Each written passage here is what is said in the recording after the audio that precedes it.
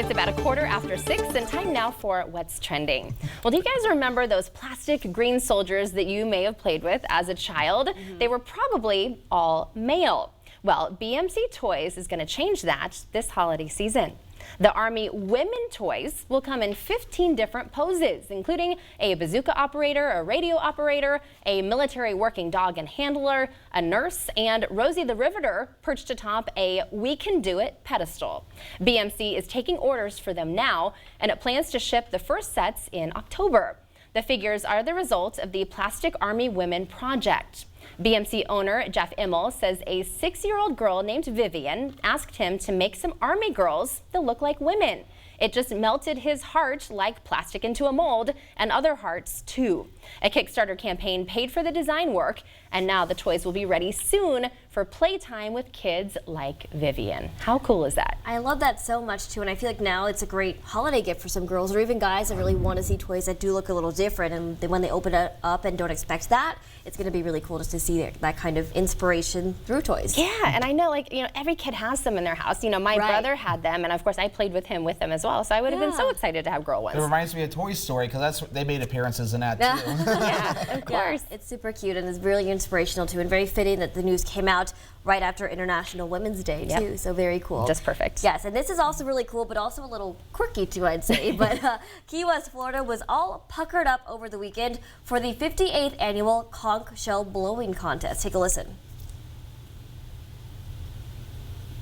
Never mind. Contestants included men, women, kids, and groups, with winners chosen for the quality, duration, and loudness and novelty of the sounds they produced by blowing into conch shells. The conch shell has always been a symbol of the Florida Keys, and the island's chain is often called the Conch Republic.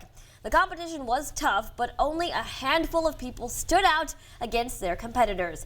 Canadian Alison Zukowski of Victoria, British Columbia was named the women's division winner, and the men's division winner was Vinny Maturano of Big Pine Key, Florida. So still very impressive, and I love the finger tricks with the conch shells too. That really gives it the little unique sound, and I know we couldn't hear it, but it does sound really cool. Yes, yeah. If people want to look it up, we can maybe try to post it to our Facebook page after the show. But it is, just really fun that you can hear something. And of course, everybody hears that if you hold a shell up to your ear, you're supposed to hear the ocean. But now they're taking it to the next level and playing music out of them. Yeah. And conch actually tastes really good. Have you guys ever tried it? I have not, but I have always wanted to. It's delicious. Yeah. On our honeymoon, we tried conch, conch ceviche, and it was fantastic. Definitely recommend it. Nice. Oh, that sounds great. So maybe, Devin, next time you go to Key West, try some conch, blow some conch, make noises. Maybe, but maybe I'm not feeling like Key West. Maybe I'm feeling like Alaska right now. Because our next story essentially has to do with Alaska. The Iditarod is underway in Alaska, and the annual dog sled race has an odd problem this year. How about too much snow? That could be hard on the mushers and dogs. And too much snow, that's saying a lot for areas like Alaska. The race marshal says on many parts of the trail, the drifts are deeper than he is tall. Anchorage just had its snowiest February in years, and Alaska in general is having its coldest winter in more than 2 decades.